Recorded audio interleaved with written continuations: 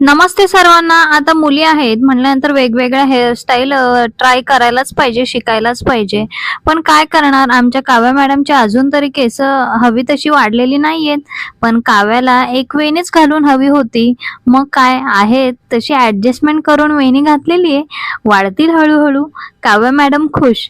संध्याकाळी छान सिंपल अशी साडी आलेली होती, ज्याच्यावर एक ब्लाऊज शिवला आणि साडीला पिको फॉल केलेला आहे.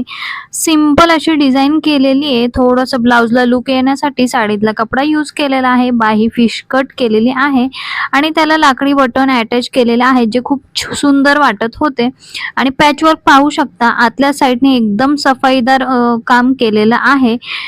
कॉटनचा कपडा आहे, त्याच्यामुळे काम करायला फार छान वाटतं.